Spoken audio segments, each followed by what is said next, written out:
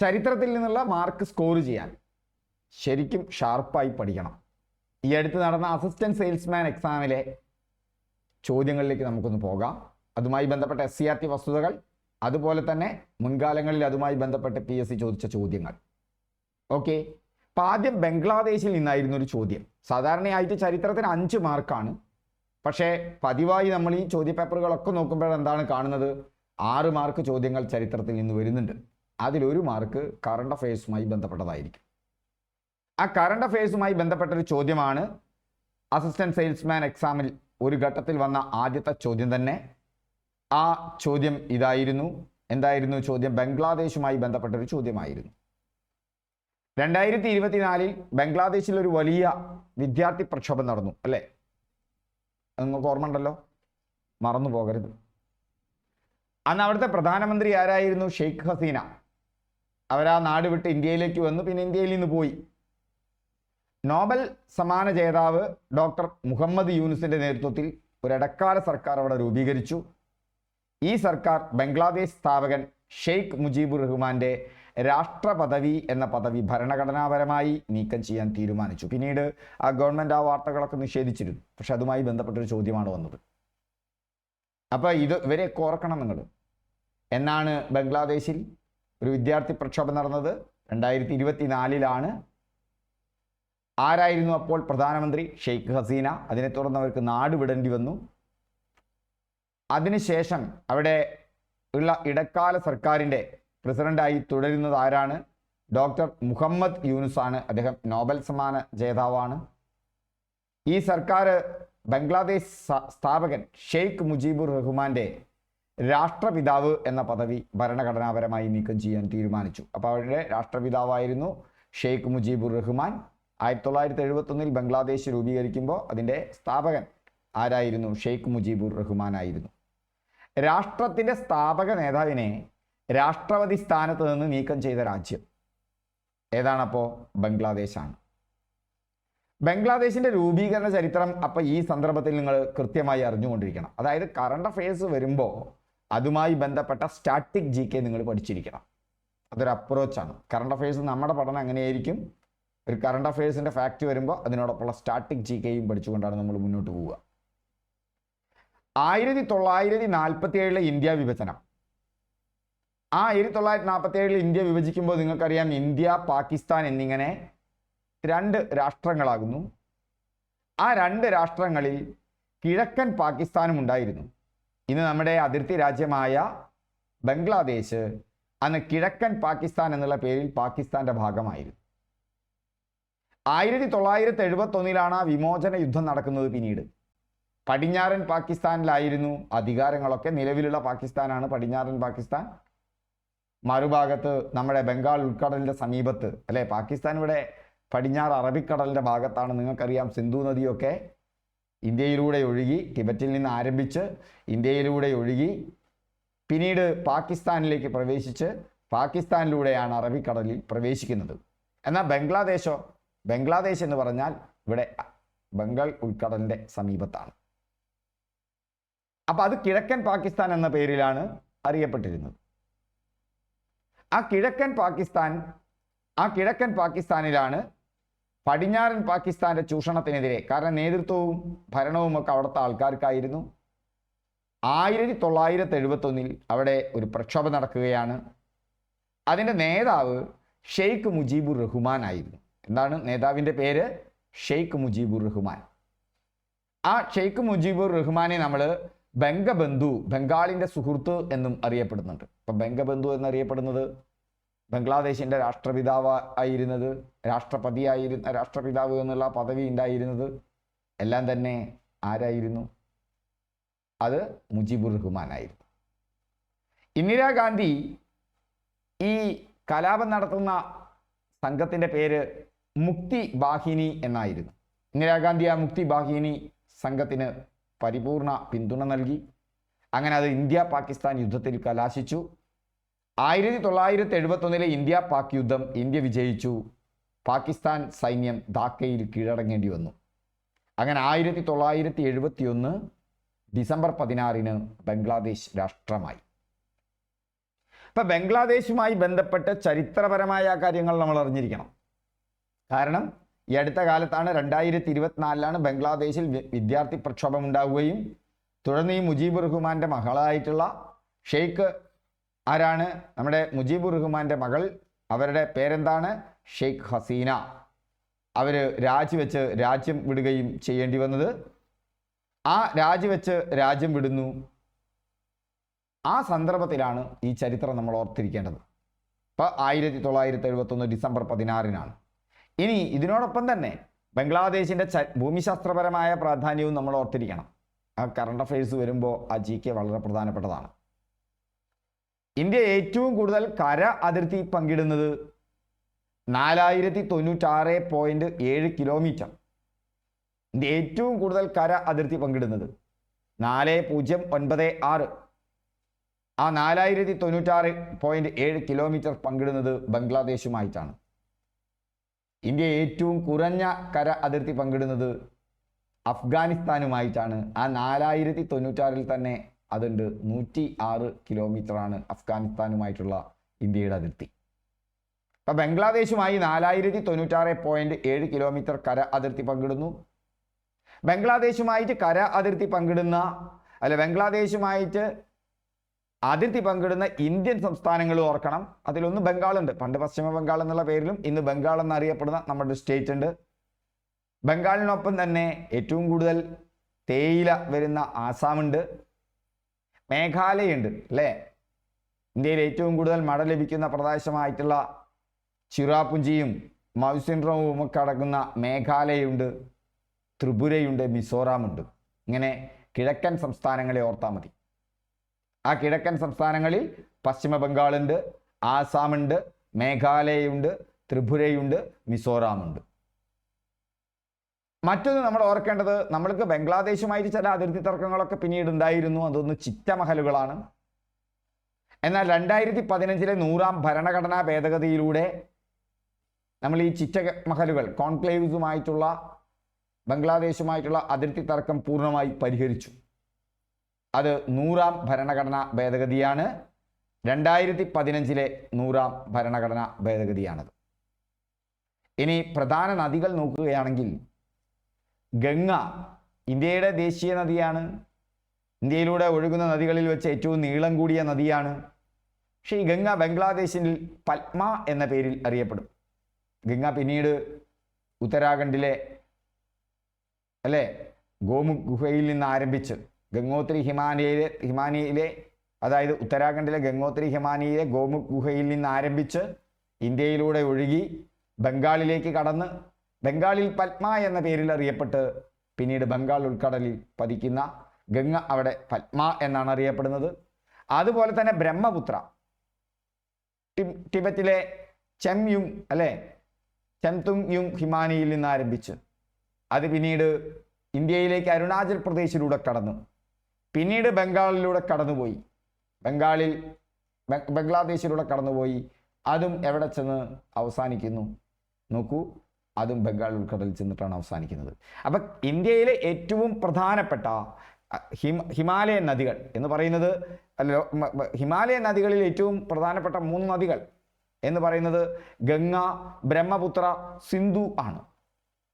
ഈ 3 നദികളും ഇന്ത്യയിലൂടെ ഒഴുകുന്നുണ്ട്. സിന്ധു ഏതിലൂടെ ഒഴുകുന്നു? ടിബറ്റിൽ നിന്ന് ആരംഭിച്ച് ഇന്ത്യയിലൂടെ കടന്ന് പിന്നീട് അത് പാകിസ്ഥാനിലേക്ക് പോയി. പാകിസ്ഥാൻ അവിടെ വെച്ചിട്ട് അറബിക്കടലിൽ കറാച്ചിക്കടുത്ത് വെച്ച് അറബിക്കടലിൽ പതിക്കുന്നു. എന്നാൽ ഗംഗ ഇന്ത്യയിൽ തന്നെ ഉത്തരാഖണ്ഡിൽ നിന്ന് ആരംഭിച്ച് ഇന്ത്യയിലൂടെ തന്നെ ഒഴുകി ബംഗ്ലാദേശിലൂടെ കടന്ന് ബംഗാൾ ഉൾക്കടലിൽ. അവിടെ ഗംഗയുടെ പേര് എന്ത് പേരിലാണ് അറിയപ്പെടുന്നത്? അവിടെ ഗംഗ പത്മ എന്ന പേരിലാണ് അറിയപ്പെടുന്നത്. അതുപോലെ തന്നെ ബ്രഹ്മപുത്ര നദി ടിബറ്റിലെ ചെംതുങ് ഹിമാനിയിൽ നിന്ന് ആരംഭിച്ചു അത് അരുണാചൽ പ്രദേശിലൂടെ കടന്നു പിന്നെ എവിടേക്ക് കടന്നു? ബംഗ്ലാദേശിലൂടെ പോയി. അവിടെ ബംഗ്ലാദേശിൽ ജമുന എന്ന പേരിൽ ആണ് അറിയപ്പെടുന്നത്.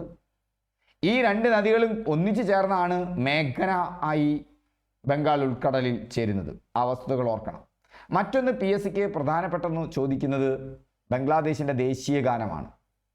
അത് അമർ ഷോനാർ ബംഗ്ല എന്നാണ് ആ ദേശീയ ഗാനം അറിയപ്പെടുന്നത്. ബംഗ്ലാദേശിൻ്റെ ദേശീയ ഗാനം രൂപപ്പെടുത്തിയത് ആര് തന്നെയാണ്? ഇന്ത്യയുടെ ദേശീയ ഗാനമായ ജനഗണമന രൂപപ്പെടുത്തിയ രവീന്ദ്രനാഥ ടാഗോർ തന്നെയാണ്. അമർ ഷോന ബംഗ്ല എന്ന് അറിയപ്പെടുന്ന ബംഗ്ലാദേശിൻ്റെ ദേശീയ ഗാനം രചിച്ചത്. മറ്റൊന്നാണ് BIMSTEC ആസ്ഥാനം ധാക്ക.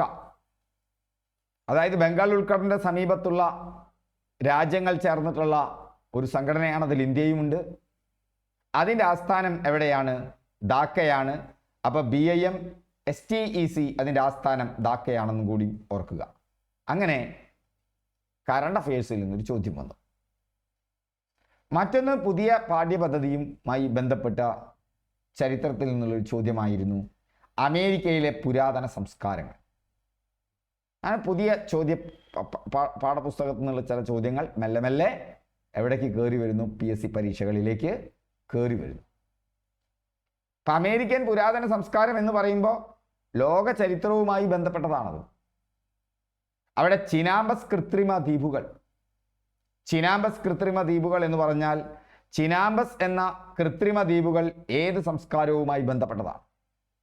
പഴയ കാലത്ത് ഇത്തരം ചോദ്യങ്ങൾ PSC പരീക്ഷകളിൽ പ്രത്യക്ഷപ്പെട്ടിരുന്നെങ്കിലും ഈ അടുത്ത കാലത്ത് ഇങ്ങനത്തെ ഒരു ചോദ്യം ആദ്യമായിട്ടാണ് പ്രത്യക്ഷപ്പെടുന്നത്.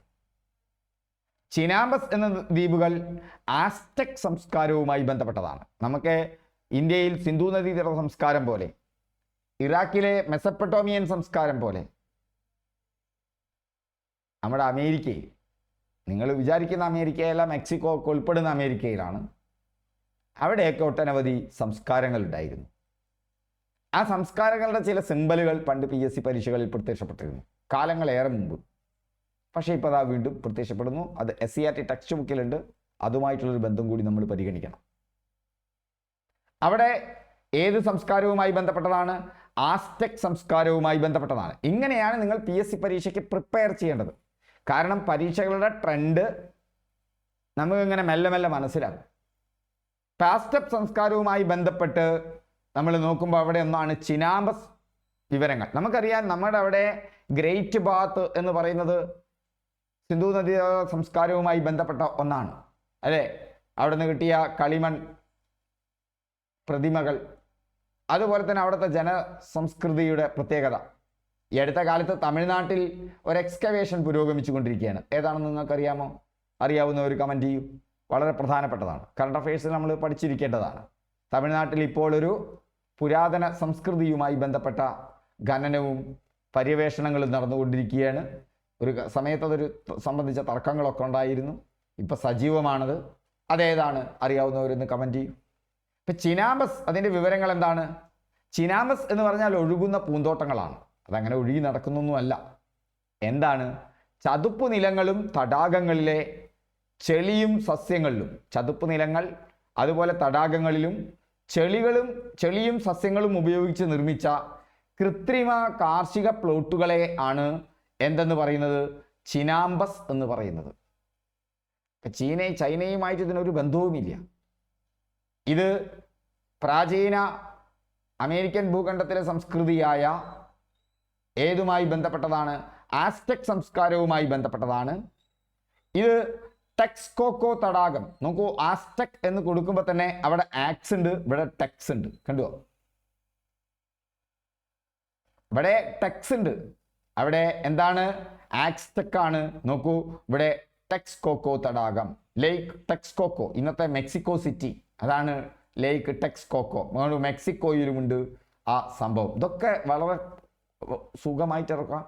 ആക്സ്ടെക്, അതുപോലെ തന്നെ ടെക്സ്കോക്കോ, മെക്സിക്കോ. എത്ര എളുപ്പത്തിൽ ഓർത്തു വയ്ക്കാം. ഇന്നത്തെ മെക്സിക്കോ സിറ്റിയിലാണ് അത്.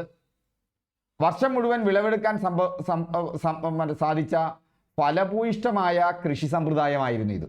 വർഷം മുഴുവൻ നമുക്ക് വിളവെടുക്കാൻ സാധിച്ച ഫലഭൂയിഷ്ടമായ കൃഷി സമ്പ്രദായമാണ് അറിയപ്പെടുന്നത്. അപ്പോൾ ഇതോർക്കുക, ചിനാമ്പസ് ആസ്ടെക് സംസ്കാരവുമായി ബന്ധപ്പെട്ടതാണ്. അതൊഴുകുന്ന പൂന്തോട്ടങ്ങൾ എന്നറിയപ്പെടുന്നു. ചതുപ്പ് നിലങ്ങളിലും തടാകങ്ങളുടെ ചെളിയും സസ്യങ്ങളും ഉപയോഗിച്ച് നിർമ്മിച്ച കൃത്രിമ കാർഷിക പ്ലോട്ടുകളാണ്. ടെക്സ്കോക്കോ തടാകം ഇന്നത്തെ മെക്സിക്കോ സിറ്റിയിലാണ്. വർഷം മുഴുവൻ വിളവെടുക്കാൻ സാധിച്ച ഫലഭൂയിഷ്ഠമായ കൃഷി സമ്പ്രദായമാണ്. പ്രധാന അമേരിക്കൻ സംസ്കാരങ്ങൾ അതൊരു താരതമ്യ പട്ടികയിലെടുത്ത് നോക്കുകയാണെങ്കിൽ ആസ്ടെക് മധ്യ മെക്സിക്കോ, ടെനോക്ടിലാൻ, ചിനാമ്പസ്, ഇത് രണ്ടും ഓർത്തിരിക്കുക. ഇതൊക്കെ പ്രശസ്തമായ നിർമ്മിതികളാണ്. മറ്റൊന്നാണ് അമേരിക്കൻ സംസ്കാരവുമായി നമ്മൾ ഓർക്കേണ്ടത്, മായൻ സംസ്കാരം. അത് മധ്യ മെക്സിക്കോയിലാണ് ആസ്ടെക് എങ്കിൽ മായൻ സംസ്കാരം യുകാറ്റൻ ഉപദ്വീപിലാണ്. യുകാറ്റൻ ഉപദ്വീപ് നമുക്ക് ഓർക്കാം. ചിച്ചൻ ഇറ്റ്സ, കലണ്ടർ 0 ഇതൊക്കെയായിട്ടാണ് നമ്മൾ ബന്ധപ്പെടേണ്ടത്. ആസ്ടെക്കിൽ നമുക്ക് ചിനാമ്പസ് ഓർക്കുന്നത് പോലെ, ടെനോക്ടിലാൻ ഓർക്കുന്നത് പോലെ പേടിക്കേണ്ട, നമ്മളത് വിശദമായി ഓർമ്മിച്ച് പഠിച്ചു പോകും. ആസ്ടെക് ഓർക്കുന്നത് പോലെ മായൻ സംസ്കാരവുമായി നമ്മൾ ഓർക്കേണ്ടത് അതിൻ്റെ പ്രധാന കേന്ദ്രം യുകാറ്റൻ ഉപദ്വീപാണ്. അവിടെ ചിച്ചൻ ഇറ്റ്സ, കലണ്ടർ 0. ഇപ്പം ഇന്ത്യൻ സംസ്കാരവുമായി ബന്ധപ്പെട്ട് നമ്മൾ 0 ഓർക്കണം. അറേബ്യൻ സംസ്കാരവുമായി ബന്ധപ്പെട്ട് ഓർക്കണം. മറ്റൊന്നാണ് ഇൻക മായൻ സംസ്കാരങ്ങൾ ഒന്നിച്ച് വിളിക്കാറുണ്ട്. അവിടുത്തെ ഒരു സംസ്കാരമായിരുന്നു മറ്റൊന്ന് ഇൻക സംസ്കാരം. അത് പെറുവിലാണ്, ആൻഡീസ്. അവിടുത്തെ ഒരു വലിയ മലയാണ് മാച്ചു പിച്ചു. അതുപോലെ തന്നെ കിപ്പു. എന്താണെന്ന് നമുക്ക് നോക്കാം. എന്താണ് ആസ്ടെക് സംസ്കാരം? ആസ്ടെക് സംസ്കാരം ഞാൻ പറഞ്ഞു നേരത്തെ. ടെനോക്ടിലാൻ, ഇന്നത്തെ മെക്സിക്കോ സിറ്റിയാണ് ടെനോക്ടിലാൻ എന്നറിയപ്പെടുന്നത്. പ്രത്യേകതകൾ എന്തൊക്കെയാണ്? ചിനാമ്പസ് കൃഷി രീതി, ശക്തരായ യോദ്ധാക്കൾ. പതനം നടക്കുന്നത് 1521 ഹെർനാൻ കോർട്ടസ് കീഴടക്കുന്നതോടുകൂടിയാണ്. പിന്നീട് സ്പെയിനിൻ്റെ അധിനിവേശം അവിടെ നടക്കുകയാണ്. അപ്പോൾ ആസ്ടെക്, അതുപോലെ തന്നെ ടെനോക്ടിലാൻ, അവിടെ ചിനാമ്പസ് ഓർത്തിരിക്കുക. ആസ്ടെക്കും ടെനോക്ടിലാനും അതുപോലെ തന്നെ ചിനാമ്പസും ഓർത്തിരിക്കണം. അവിടുത്തെ ശക്തരായ യോദ്ധാക്കൾ ഉണ്ടായിരുന്നു. 1521 ഹെർനാൻ കോർട്ടസ് കീഴടക്കി. അടുത്തത് മായൻ സംസ്കാരമാണ്. മായൻ സംസ്കാരവും മെക്സിക്കോയിൽ തന്നെയാണ്. പക്ഷേ അത് മധ്യ മെക്സിക്കോയല്ല, തെക്കൻ മെക്സിക്കോ ആണ് മായൻ സംസ്കാരം. ആ മായൻ സംസ്കാരവുമായി ഓർക്കുമ്പോൾ തെക്കൻ മെക്സിക്കോയിലുണ്ട്, ഗ്വാട്ടിമാലയിലുണ്ട്, ബെലീസിലുണ്ട്. എവിടെയൊക്കെയുണ്ട്? തെക്കൻ മെക്സിക്കോ, ഗ്വാട്ടിമാല, ബെലീസ്. ജ്യോതിശാസ്ത്രത്തിലും ഗണിതശാസ്ത്രത്തിലും അഗ്രഗണ്യരായിരുന്നു. അപ്പോൾ ഇന്ത്യൻ സംസ്കാരത്തിൽ സിന്ധു നദീതട നാഗരികതയിലും നമുക്കറിയാം, അതിനുശേഷമുള്ള ഇന്ത്യൻ സംസ്കാരത്തിലും ജ്യോതിശാസ്ത്രത്തിലും അതുപോലെ തന്നെ ഗണിതശാസ്ത്രത്തിലും അഗ്രഗണ്യരായിരുന്നു. എന്തിന്? കേരളത്തിൽ പോലും പ്രാചീനമായി ഗണിതശാസ്ത്രത്തിൽ വളരെ പ്രധാനപ്പെട്ട സംഭാവനകൾ നടത്തിയിട്ടുണ്ട്. 0 ഉപയോഗിച്ച ആദ്യ സംസ്കാരങ്ങളിൽ ഒന്നാണ് ഏതെന്ന് പറയുന്നത്, ഈ സംസ്കാരം, മായൻ സംസ്കാരം എന്ന് പറയുന്നത്. നമുക്കറിയാം 0, ഇന്ന് നമ്മൾ നിലവിൽ കാണുന്ന 0 ഇന്ത്യയും അറബികളും ഇൻഡോ അറേബ്യൻ ആ ഭാഗവുമായി വന്നതാണ്. യൂഫ്രട്ടീസും സിന്ധു നദീ തട സംസ്കാരവും ഒക്കെ ആയിട്ടുള്ള ബന്ധത്തിൽ നിന്ന് രൂപപ്പെട്ടു വന്നതാണ് 0. പക്ഷേ ആ 0 ആദ്യമായി ഉപയോഗിച്ച സംസ്കാരങ്ങളിൽ ഒന്നാണ് എന്തെന്ന് പറയുന്നത്, ആ സംസ്കാരങ്ങളിൽ ഒന്നാണ് മായൻ സംസ്കാരം. കൃത്യതയുള്ള കലണ്ടറുകൾ, ഹെറോഗ്ലിഫിക്സ് ചിത്രലിപി, ഇത് അവിടുത്തെ പ്രധാനപ്പെട്ട ഒരു കാര്യമാണ്. ഹെറോഗ്ലിഫിക്സ് ചിത്രലിപി. അപ്പം നമുക്കറിയാം, ഗ്രാഫ് എന്ന് പറഞ്ഞാൽ ചിത്രവുമായി ബന്ധപ്പെട്ടതാണ്, മുദ്രണം ചെയ്യലാണ്. ഹീറോ പെൻ ഓർക്കുക നിങ്ങൾ. അപ്പം ഹീറോ പെന്ന് കൊണ്ട് ഗ്രാഫ് വരയ്ക്കുന്ന ചിത്രലിപിയാണെന്ന് വിചാരിക്കുക. അപ്പം നമ്മളത് പലതവണ വായിച്ചിട്ടാണ് നമ്മൾ ഗ്രാഫ് വരയ്ക്കുക. മായൻ സംസ്കാരവുമായി ബന്ധപ്പെട്ടതാണ്. അവിടെ തന്നെയാണ് ഗണിതശാസ്ത്രത്തിലും മിടുക്കന്മാരാണ്. കൃത്യതയുള്ള കലണ്ടറുകളും 0 അവിടെ ഉണ്ട്. ജ്യോതിശാസ്ത്രം എന്ന് പറഞ്ഞാൽ ഖഗോളങ്ങളെക്കുറിച്ചും നക്ഷത്രങ്ങളെക്കുറിച്ചുമുള്ള അറിവ്, അതൊക്കെ അവിടെ ഉണ്ടായിരുന്നു. പ്രശസ്ത നിർമ്മിതിയാണ് ചിച്ചൻ ഇറ്റ്സ എന്ന് പറയുന്നത്. പേര് കേൾക്കുമ്പോൾ തന്നെ ഒരു ക്യൂട്ടല്ലേ, ചിച്ചൻ ഇറ്റ്സ. നിങ്ങൾക്ക് ഇഷ്ടപ്പെടുന്നുണ്ടോ ഇറ്റ്സയെ? മായൻ സംസ്കാരവുമായി ബന്ധപ്പെട്ടതാണ്. മറ്റൊന്നാണ് ഇൻകാ സംസ്കാരം, മായൻ സംസ്കാരം. ഇതൊക്കെ അധിനിവേശത്താൽ തകർക്കപ്പെട്ട സംസ്കാരങ്ങളാണ്. തെക്കേ അമേരിക്കയുടെ ആൻഡീസ് പർവ്വത നിരകളാണ്. അപ്പം മായൻ സംസ്കാരം എന്ന് പറയുന്നത് തെക്കൻ മെക്സിക്കോയിലാണ്. അതേസമയം നമുക്കറിയാം, നമ്മൾ മറ്റൊരു സംസ്കാരം പഠിച്ചു. അതെന്താ? മായൻ സംസ്കാരത്തിന് മുമ്പ് പഠിച്ചത് ആസ്ടെക് സംസ്കാരം എന്ന് പറയുന്നത് മെക്സിക്കോയുമായി ബന്ധപ്പെട്ടതാണ്. അവിടുത്തെ ഒരു നിർമ്മിതി എന്ന് പറയുമ്പോൾ നമ്മൾ ഓർക്കേണ്ടതാണ് ചിനാമ്പസ് കൃഷി രീതി. മായൻ സംസ്കാരത്തിലും ഒരു പ്രശസ്ത നിർമ്മിതിയുണ്ട്, ചെച്ചൻ ഇറ്റ്സ. ഇൻക സംസ്കാരം അത് പ്രദേശം തെക്കേ അമേരിക്കയിലെ ആൻഡീസ് പർവ്വതനിരകളിലാണ്. എവിടെയാണ്? തെക്കേ അമേരിക്കയിലെ ആൻഡീസ് പർവ്വതനിരകൾ. അപ്പോൾ ഇൻക ആൻറ്റി എന്നോർത്ത് വെച്ചാൽ മതി. ഇക്ക ആൻറ്റി അല്ലേ? നമ്മുടെ നാട്ടിൽ സാധാരണയായിട്ട് ക്രിസ്ത്യൻസ് ആണ് ആൻറ്റി എന്ന് വിളിക്കുക. അപ്പം എല്ലാവരും വിളിക്കും. ഇക്ക എന്ന് വിളിക്കുക മുസ്ലിംസ് ആണ്. അപ്പം ഹിന്ദുക്കളും നമ്മൾ എല്ലാവരും കൂടി ഒന്നിച്ച് കഴിയുന്നതുകൊണ്ട് നമ്മൾ ഇക്ക തന്നെയാണ്. നമുക്ക് മലപ്പുറത്ത് മുഹമ്മദ് ഒക്കെ തന്നെയാണ്. അതുപോലെ ആൻറ്റിയുമാണ്. ഇതൊക്കെ വ്യത്യസ്ത സംസ്കാരങ്ങളും വ്യത്യസ്ത രീതികളും കൂട്ടിക്കലർന്ന് കിട്ടിയതാണ്. അപ്പം നിങ്ങൾ അവിടെ ഇൻക ആൻഡീസ് പർവ്വതനിരകളിലാണ്. തലസ്ഥാനം, ആ പേരും വളരെ എളുപ്പമാണ്, കുസ്കോ എന്നാണ് ആ തലസ്ഥാനത്തിൻ്റെ പേര്. അപ്പം നോക്കൂ, മെക്സിക്കോ, ആസ്ടെക്, കുസ്കോ, എന്തോ ആൻഡീസ്, ഇതൊക്കെ ഒരു കണക്ഷൻ ഇല്ലേ? ആ കണക്ഷൻ വെച്ചിട്ട് നിങ്ങൾ ഈ കീവേഡുകളൊക്കെ ഒന്ന് എഴുതി വെച്ചോക്ക്, വെറുതെ രസകരമായിട്ട്. അപ്പം ഞാനിത് പഠിക്കാനുള്ള ഒരു സൂത്രം പറയുന്നത്, നിങ്ങൾ ഇതിൻ്റെയൊക്കെ ഈ പേരുകൾ, അപൂർവമായ പേരുകളൊക്കെ നിങ്ങളുടെ ഓർമ്മയിൽ നിന്ന് എടുത്ത് എഴുതുക. ഇതിൻ്റെ നോട്ടും കൂടി കിട്ടും. നോട്ട് കിട്ടിയാൽ പിന്നെ നിങ്ങൾ ഇന്ന് തന്നെ ഈ വീഡിയോ കാണുന്ന അന്ന് തന്നെ ചേരുകയാണെങ്കിൽ ഇതിൻ്റെ പിറ്റേ ദിവസം നിങ്ങൾക്ക് ഇതിൻ്റെ AI ടീച്ചറേയും കിട്ടും. അപ്പം ഈ കുസ്കോ പ്രത്യേകതകൾ എന്താ? തട്ട് തട്ടായിട്ടുള്ള കൃഷി രീതി, ഇതിൻ്റെ ഒരു പ്രത്യേകതയായിരുന്നു. വിശാലമായ റോഡ് ശൃംഖല, അവിടെയാണ് വരുന്നത് കിപു. കിപു എന്ന് പറഞ്ഞാൽ കണക്കുകൾ സൂക്ഷിക്കാനുള്ള കെട്ടുകളിട്ട ചരടുകൾ. ഇത് അവിടുത്തെ പ്രത്യേകതയായിരുന്നു, കിപു എന്ന് പറയുന്നത്. പ്രശസ്ത നഗരമാണ് മാച്ചു പിച്ചു. പാബ്ലോ നെരൂദയുടെ ഒരു കവിത തന്നെയുണ്ട്, മാച്ചു പിച്ചുയുടെ ഉയരങ്ങളിൽ എന്ന് പറയുന്ന കവിത. 1533 ഫ്രാൻസിസ്കോ പിസാറോ കീഴടക്കുന്നതോടുകൂടി ഈ സംസ്കാരത്തിൻ്റെ അന്ത്യമാവുകയാണ്. സോ നമ്മളിവിടെ നോക്കുമ്പോൾ എത്ര സംസ്കാരങ്ങൾ നമ്മൾ അമേരിക്കൻ സംസ്കാരവുമായി ബന്ധപ്പെട്ട് ഓർത്തിരിക്കണം. ഒന്ന് ആസ്ടെക് ആണ്, മധ്യ മെക്സിക്കോയിലാണ്. ടെനോക്റ്റിലാൻ ആ പ്രദേശത്താണ്. ചിനാമ്പസ് അവിടുത്തെ എന്താണ്, ചതുപ്പ് നിലങ്ങളിലും തടാകങ്ങളിലും ചളിയും സസ്യവും ഉപയോഗിച്ചുണ്ടാക്കിയ കൃഷിരീതിയാണ്. മായൻ എന്ന് പറയുന്നത് തെക്കൻ മെക്സിക്കോയിൽ യുക്കാറ്റൻ ഉപദ്വീപിലാണ്. ചിച്ചൻ ഇറ്റ്സ, അതുപോലെ തന്നെ കലണ്ടർ, പൂജ്യം, ഗണിതശാസ്ത്രം, ജ്യോതിശാസ്ത്രം എന്നിവയിലൊക്കെ മിടുക്കന്മാരായിരുന്നു. പൂജ്യം ആദ്യമായിട്ട് ഉപയോഗിച്ച സംസ്കാരങ്ങളിലൊന്നാണ്. ഇൻക സംസ്കാരം അത് ആൻഡീസ് പെറുവിലാണ്. മാച്ചു പിച്ചു, അതുപോലെ തന്നെ കിപു എന്ന് പറഞ്ഞാൽ ചരടുകളിൽ കെട്ടുകളിട്ട് കണക്കുകൾ സൂക്ഷിക്കാനുള്ള ഒരു രീതിയാണ്. അപ്പോൾ ഇത്രയും ഭാഗം നമ്മൾ ഓർത്തു വെച്ചല്ലോ. ഇപ്പം മായ ഇൻക സംസ്കാരമായി. ഇനി പോർച്ചുഗീസ് കാലഘട്ടം കേരളത്തിലെ പോർച്ചുഗീസ് കാലഘട്ടം. താഴെ കൊടുത്തിരിക്കുന്നവയിൽ പോർച്ചുഗീസുകാരുമായി ബന്ധമില്ലാത്ത പ്രസ്താവന ഏത്? ഇതും ഒന്ന് ഡീപ്പായിട്ട് പോയിട്ടുണ്ട്. പക്ഷേ പോർച്ചുഗീസ് സംസ്കാരവുമായി ബന്ധപ്പെട്ടും ഉള്ള ചോദ്യങ്ങളിൽ ഇതുമായി ബന്ധപ്പെട്ട ചില ചോദ്യങ്ങൾ 2024 PSC എക്സാമുകളിൽ വന്നിട്ടുണ്ട്. 2024 LDC എക്സാമുകളിലും അതിനു മുന്നേയും വന്നിട്ടുണ്ട്. അതിലൊന്നാണ് മിശ്ര കോളനി വ്യവസ്ഥയും കാത്ത സമ്പ്രദായവും ഒക്കെ തന്നെ വന്നിട്ടുണ്ട്. 1663 കൊച്ചി പിടിച്ചെടുത്തു. കേരള ചരിത്രം പഠിക്കുമ്പോൾ, വൈദേശിക ആധിപത്യം പഠിക്കുമ്പോൾ നമ്മൾ ഓർത്തിരിക്കേണ്ട ഒരു കാര്യമാണ്, ബിജാപ്പൂർ സുൽത്താനിൽ നിന്ന് ഗോവ പിടിച്ചെടുത്തു. ഗോവ പോർച്ചുഗീസ് അധിനിവേശവുമായി ബന്ധപ്പെട്ട പ്രധാനപ്പെട്ട ഒരു ഭാഗമാണത്. ഇന്ത്യ ചരിത്രത്തിൽ നമ്മൾ പഠിക്കുന്നുണ്ട്. അതുകൊണ്ട് തന്നെ ഈ ചോദ്യം എന്തല്ല, ഒരു പുതിയ ചോദ്യമല്ല.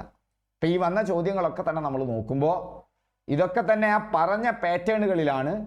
അതിലൊന്ന് പഴയ സംസ്കൃതിയുമായി ബന്ധപ്പെട്ട ചോദ്യങ്ങൾ ഈ അടുത്ത കാലത്തെ PSC പരീക്ഷകളിൽ പ്രത്യക്ഷപ്പെട്ടിട്ടില്ലെങ്കിലും ഇതാ പ്രത്യക്ഷപ്പെട്ടു. സോ ആ ഭാഗം നിങ്ങൾ ഒന്നുകൂടി ശ്രദ്ധയൂന്നണം എന്നുള്ളതാണ് അതിൽ കാണുന്നത്. താഴെ കൊടുത്തിരിക്കുന്നവയിൽ പോർച്ചുഗീസുകാരുമായി ബന്ധമില്ലാത്ത പ്രസ്താവന ഏത്? 1663 കൊച്ചി പിടിച്ചെടുത്തു. മിശ്ര കോളനി വ്യവസ്ഥ സ്ഥാപിച്ചു. കാറ്റ സമ്പ്രദായം ഏർപ്പെടുത്തി.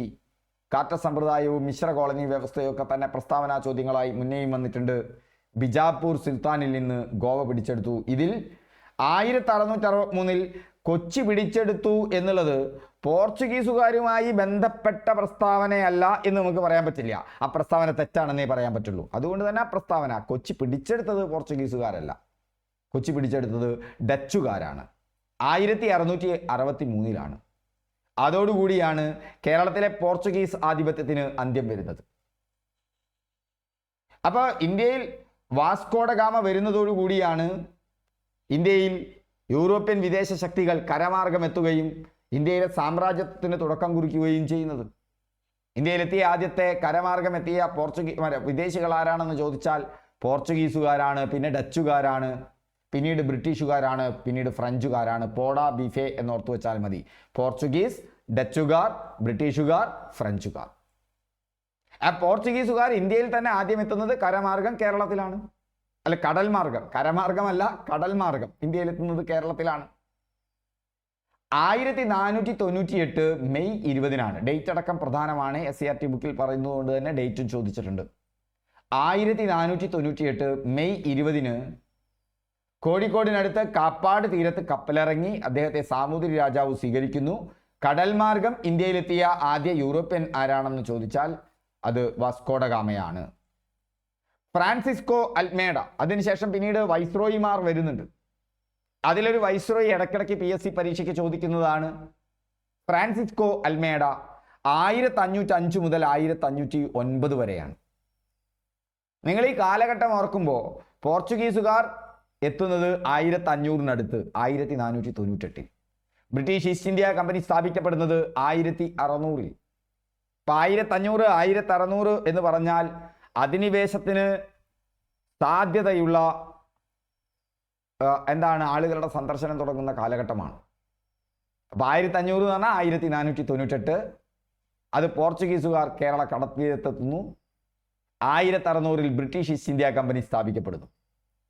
അപ്പോൾ 1505 മുതൽ 1509 വരെ. അപ്പോൾ നമുക്കൊരു ബന്ധം കിട്ടി. 1500, അതിന് 2 വർഷം മുമ്പ് 1498 വാസ്കോഡ ഗാമ എത്തുന്നു. 1505 to 1509 ഫ്രാൻസിസ്കോ ഡി അൽമേഡ ഇന്ത്യയിലെ ആദ്യത്തെ പോർച്ചുഗീസ് വൈസ്രോയിയാണ്. നീലജലനയം നടപ്പിലാക്കി, ബ്ലൂ വാട്ടർ പോളിസി അദ്ദേഹം നടപ്പിലാക്കി കടലിൻ്റെ ആധിപത്യത്തിന് വേണ്ടിയിട്ട്. പോർച്ചുഗീസുകാരുമായി ഏറ്റുമുട്ടിയ നാവികപ്പടയായിരുന്നു സാമൂതിരിയുടെ കുഞ്ഞാലിമരക്കാരുടെ നാവികപ്പട എന്ന് പറയുന്നത്. അൽഫോൺസ ഡി അൽബുക്കർക്ക്. അത് കഴിഞ്ഞാൽ പിന്നെ അൽഫോൺസ വരുന്നു. ആദ്യം ഫ്രാൻസിസ്കോ ഡി അൽമേഡ വരുന്നു. അത് കഴിഞ്ഞാൽ അൽഫോൺസോ ഡി അൽബുക്കർക്ക് വരുന്നു. ഇന്ത്യയിലെ പോർച്ചുഗീസ് സാമ്രാജ്യത്വത്തിന്റെ സ്ഥാപകൻ എന്നറിയപ്പെടുന്നത് ആരാണ്? അത് അൽഫോൺസ ഡി അൽബുക്കർക്കാണ്. 1510 അദ്ദേഹം ഗോവ പിടിച്ചടക്കി, മിശ്ര വിവാഹം പ്രോത്സാഹിപ്പിച്ചു. സോ പ്രധാനപ്പെട്ട 3 ആളുകളെ പോർച്ചുഗീസുകാരുമായി ബന്ധപ്പെട്ട് നിങ്ങൾ ഓർക്കേണ്ടത്, ഒന്ന് വാസ്കോഡ ഗാമയാണ്. 1498 എത്രാം തീയതി? മെയ് 20 കോഴിക്കോട് കാപ്പാട് കടൽ തീരത്തെത്തിയ കടപ്പുറത്തെത്തിയ കടൽ മാർഗം ഇന്ത്യയിലെത്തിയ ആദ്യത്തെ യൂറോപ്യനാണ്. പ്രധാന വൈസ്രോയിമാരിൽ നിങ്ങൾ ഓർക്കേണ്ടത് ഫ്രാൻസിസ്കോ ഡി അൽമേഡയെയാണ്. അദ്ദേഹമാണ് ഇന്ത്യയിലെ ആദ്യ Portuguese viceroy, blue water policy നടപ്പിലാക്കിയത്. മറ്റൊന്ന് അൽഫോൺസ ഡി അൽബുക്കർക്കാണ്. ഈ 3 ആളുകളെയാണ് നിങ്ങൾ ഓർക്കേണ്ടത്. ഇന്ത്യയിലെ പോർച്ചുഗീസ് സാമ്രാജ്യത്വത്തിൻ്റെ സ്ഥാപകനാണ്. 1510 ഗോവ പിടിച്ചടക്കി, മിശ്ര വിവാഹം പ്രോത്സാഹിപ്പിച്ചു. ഇനി പോർച്ചുഗീസുകാരുമായി ബന്ധപ്പെട്ട് വരുന്ന ഒരു ചോദ്യം കോട്ടകളാണ്. അതിലൊരു പ്രധാനപ്പെട്ട കോട്ടയാണ് മാനുവൽ കോട്ട. കൊച്ചിയിലാണ് ഈ മാനുവൽ കോട്ട. ഇന്ത്യയിലെ ആദ്യത്തെ യൂറോപ്യൻ കോട്ടയാണ് മാനുവൽ കോട്ട. അതുകൊണ്ടാണ് ആ മാനുവൽ കോട്ട ചോദിക്കുന്നത്. 1505 ഒരു വൈസ്രോയി എത്തുന്നതിന് മുമ്പ് തന്നെ 1503 കൊച്ചിയിൽ ഇന്ത്യയിലെ ആദ്യത്തെ യൂറോപ്യൻ കോട്ട വരുന്നുണ്ട്. പിന്നെ മറ്റൊരു പ്രധാനപ്പെട്ട കോട്ടയാണ് സെന്റ് ആഞ്ചലോ കോട്ട. ഇപ്പം 2 കോട്ടകൾ. ഒന്ന് മാനുവൽ കോട്ട. ആ മാനുവൽ കോട്ട കൊച്ചിയിലാണ്. ഇന്ത്യയിലെ ആദ്യത്തെ യൂറോപ്യൻ കോട്ടയാണ്. 1503 അത് സ്ഥാപിക്കപ്പെടുന്നത്. 1505 സെന്റ് ആഞ്ചലോ കോട്ട. പോർച്ചുഗീസുകാരുടെ സംഭാവനകൾ എന്തൊക്കെയാ? കാർഷിക വിളകളായിട്ടുള്ള നമ്മുടെ പപ്പായ, കശുമാവ്, പൈനാപ്പിള്, പേരയ്ക്ക, വറ്റൽമുളക്, ഉരുളക്കിഴങ്ങ്, പുകയിലയൊക്കെ തന്നെ കേരളത്തിലെത്തുന്നത് ആര് വഴിയാണ്? പറങ്കികൾ വഴിയാണ്. പപ്പായ, കശുമാവ്. ഞങ്ങളുടെ അവിടെ ഇപ്പോഴും കശുമാവിന് പറങ്കി മാങ്ങ എന്നാണ് ഇപ്പോഴും പേര്. പൈനാപ്പിൾ, പേരയ്ക്ക, വറ്റൽമുളക്, ഉരുളക്കിഴങ്ങ്, പുകയില. ഈ യൂറോപ്യൻ അധിനിവേശം ഇന്ത്യക്ക് ദുരിതം വല്ലാതെ സമ്മാനിച്ചിട്ടുണ്ട്. പക്ഷേ ഇന്ത്യയുടെ സമ്പത്ത് അവർ ചൂഷണം കൊടുത്തു പോയിട്ടുണ്ടെങ്കിലും ഒട്ടനവധി സംഭാവനകളും, യൂറോപ്യൻ സംഭാവനകൾ കേരള PSC പരീക്ഷയ്ക്ക് വളരെ പ്രധാനപ്പെട്ട ഒരു ഭാഗമാണ്. പഠിച്ചിരിക്കണം. അതിൽ അച്ചടി യന്ത്രം 1556 ഗോവയിൽ ഇന്ത്യയിലെ ആദ്യത്തെ അച്ചടിശാല. സാംസ്കാരികമായി ചവിട്ടുനാടകം, അത് പോർച്ചുഗീസ് സ്വാധീനത്തിന്റെ ഫലമാണ്. കേരളത്തിൽ രൂപപ്പെട്ട ചവിട്ടുനാടകം. കാത്ത സമ്പ്രദായം എന്തായിരുന്നു? സമുദ്രത്തിലൂടെയുള്ള മറ്റ് കപ്പലുകൾക്ക് നികുതി ഏർപ്പെടുത്തിയ സമ്പ്രദായത്തെയാണ് കാത്ത സമ്പ്രദായം എന്നറിയപ്പെടുന്നത്. അത് പോർച്ചുഗീസുകാരാണ്. അങ്ങനെ അതിന് ഒരു പാസ് എടുക്കണം. ആ പാസ് എടുക്കുന്നതിന് നികുതി അടയ്ക്കണം. അങ്ങനെ പാസ് എടുത്തിട്ടില്ലെങ്കിൽ അന്ന് പ്രബലരായ നാവികരംഗത്ത്, നമ്മുടെ കടൽ തീരത്ത് പ്രബലരായ ഈ പോർച്ചുഗീസുകാർ അവരെ കൊന്നെടുക്കുകയും അതിലുള്ള ആളുകളെ അടിമകളാക്കി പിടിച്ചു കൊണ്ടുപോവുകയും ചെയ്തിരുന്നു. ആ സമ്പ്രദായത്തെയാണ് കാത്ത സമ്പ്രദായം എന്ന് പറയുന്നത്. അതുപോലെ തന്നെ ചവിട്ടുനാടകം, അച്ചടിയന്ത്രം, കാർഷിക വിളകളായ പപ്പായ, കശുമാവ്, പൈനാപ്പിൾ, പേരയ്ക്ക, വറ്റൽമുളക്, ഉരുളക്കിഴങ്ങ്, പുകയില, ഇതൊക്കെ തന്നെ പോർച്ചുഗീസുകാരുടെ സംഭാവനയാണ്. 2 കോട്ടകളെ ഓർത്തിരിക്കണം. മാനുവൽ കോട്ട. മാനുവൽ കോട്ട എന്ന് പറയുന്നത് ഇന്ത്യയിലെ ആദ്യത്തെ യൂറോപ്യൻ കോട്ടയാണ്. 1503 അപ്പോൾ ഓർത്തിരിക്കേണ്ട കൊല്ലങ്ങളൊക്കെ തന്നെ 1500 റൗണ്ടായിട്ടാണ്. 1498 വാസ്കോഡ ഗാമ ആദ്യമായി കപ്പാട് തീരത്ത് കപ്പലിറങ്ങുന്നു. മെയ് 20-ാം തീയതി ആദ്യത്തെ യൂറോപ്യൻ. അത് മാനുവൽ കോട്ട 1503 സെന്റ് ആഞ്ചലോ കോട്ട 1505 2 സ്ഥലം ഓർക്കണം. ഒന്ന് കൊച്ചിയിലാണെങ്കിൽ ഒന്ന് കണ്ണൂരാണ്. ഓക്കെ, അത് കഴിഞ്ഞാൽ നമ്മൾ ഓർക്കേണ്ടത് 1505 ഗോവ പിടിച്ചടക്കിയതാണ്. ഇന്ത്യയിലെ പോർച്ചുഗീസ് സാമ്രാജ്യത്തിന്റെ സ്ഥാപകനാണ്. നീല ജലനയം നടപ്പിലാക്കി ഇന്ത്യയിലെ ആദ്യത്തെ പോർച്ചുഗീസ് വൈസ്രോയിയാണ് ഫ്രാൻസിസ്കോ ഡി അൽമോഡയെ ഓർക്കണം. അത് ആദ്യത്തെ വൈസ്രോയിയാണ്. അതുപോലെ തന്നെ വാസ്കോഡ ഗാമയെ ഓർക്കണം. ബീജാപ്പൂർ സുൽത്താനിൽ നിന്നാണ് ഗോവ പിടിച്ചെടുക്കുന്നത്. പിന്നീട് ഗോവ പോർച്ചുഗീസ് സാമ്രാജ്യത്തിൻ്റെ എന്തായി മാറുന്നുണ്ട്? ആസ്ഥാനമായിട്ട് മാറുന്നുണ്ട്. ഓക്കെ, ഇന്ത്യൻ സ്വാതന്ത്ര്യ സമര വിപ്ലവ പ്രസ്ഥാനങ്ങൾ. ഇന്ത്യൻ സ്വാതന്ത്ര്യ സമരവുമായി ബന്ധപ്പെട്ട ഒരു ചോദ്യം PSC പരീക്ഷയ്ക്ക് ഉറപ്പിക്കാം. അതിൽ ഇവിടെ വന്നിട്ടുള്ളത് എന്താണ്? താഴെ കൊടുത്തിരിക്കുന്ന പട്ടിക പരിശോധിച്ച് ശരി ഉത്തരം കണ്ടെത്തുക. JM Chatterjee, Bharat Mata society, SCERT ബുക്കിൽ നിന്ന് നേരെ കയറി വന്ന ചോദ്യമാണ്. ബരീന്ദ്രനാഥ് Ghosh, Anushilan Samiti, Chandrashekhar Azad, Hindustan Republican Association, VD Savarkar, Abhinav Bharat. ഈ സംഘടനകൾക്കൊക്കെ തന്നെ ഒരു പ്രത്യേകതയുണ്ട്. അത് SCERTയിൽ അങ്ങനെ തന്നെയാണ് പറയുന്നത്. അത് ഇന്ത്യൻ ദേശീയ പ്രസ്ഥാനത്തിന് ഗാന്ധി കൊണ്ടുവന്ന ഒരു മുഖ്യധാര അഹിംസാ സിദ്ധാന്തത്തിലൂന്നിയ, രാജ്യത്തിന് ലോകത്തെമ്പാടും തന്നെ മാതൃകയായ ഒരു വഴിയുണ്ടാകുമ്പോൾ തന്നെ അതിൽ നിന്ന് വേർപിരിഞ്ഞ് എന്നാൽ ഇന്ത്യയുടെ സ്വാതന്ത്ര്യത്തിന് വേണ്ടി നടത്തിയ വിപ്ലവ പ്രസ്ഥാനങ്ങളായിരുന്നു ഇവർ. പലപ്പോഴും കുറച്ചൊക്കെ അട്ടിമറിയിലൊക്കെ വിശ്വസിച്ചിരുന്നു. ചെറുപ്പക്കാർക്കൊക്കെ ആവേശം നൽകുന്ന സംവിധാനമാണിത്.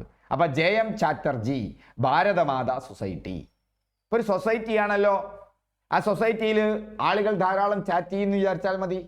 അപ്പം JM ചാറ്റർജി ഭാരത് മാതാ സൊസൈറ്റിയാണ്. ആദ്യം നിങ്ങൾക്ക് കോഡുകൾ വേണ്ടുള്ളൂ. നിങ്ങൾ ഈ ക്ലാസ്സുകളിലൂടെ കടന്നു പോവുക. ഇനി നമ്മൾ ഹിസ്റ്ററി ആവർത്തിക്കുമ്പോൾ തന്നെ ഈ വസ്തുക്കളൊക്കെ വീണ്ടും വരുമ്പോൾ വീണ്ടും നമ്മൾ പറഞ്ഞുകൊണ്ടിരിക്കും. കൂടാതെ അതിൻ്റെ ഒപ്പം AI ടീച്ചർ കിട്ടുന്നുണ്ട്. ആ AI ടീച്ചർ നിങ്ങളെ ഇതിനെ പഠിപ്പിച്ച് തന്നിരിക്കും.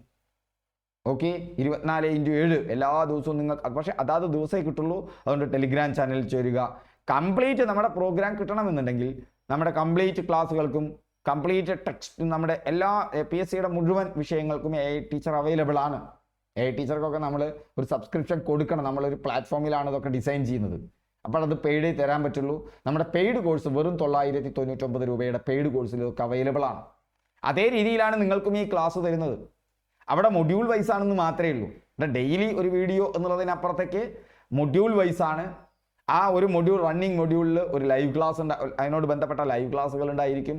ആ ലൈവ് ക്ലാസ്സിനോടൊപ്പം തന്നെ അതിൻ്റെ റെക്കോർഡ് ക്ലാസ് ഉണ്ടായിരിക്കും. ആ റെക്കോർഡ് ക്ലാസ്സോ ലൈവ് ക്ലാസ്സോ കാണണം.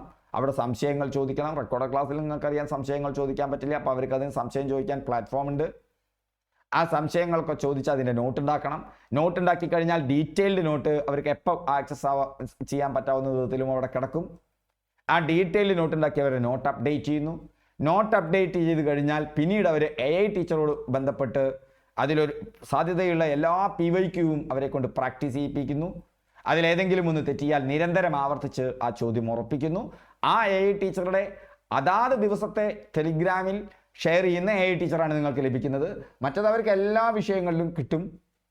അവിടെ എല്ലാ വിഷയങ്ങളിലും ഫുൾ കംപ്ലീറ്റ് കവറേജ് ആണ്.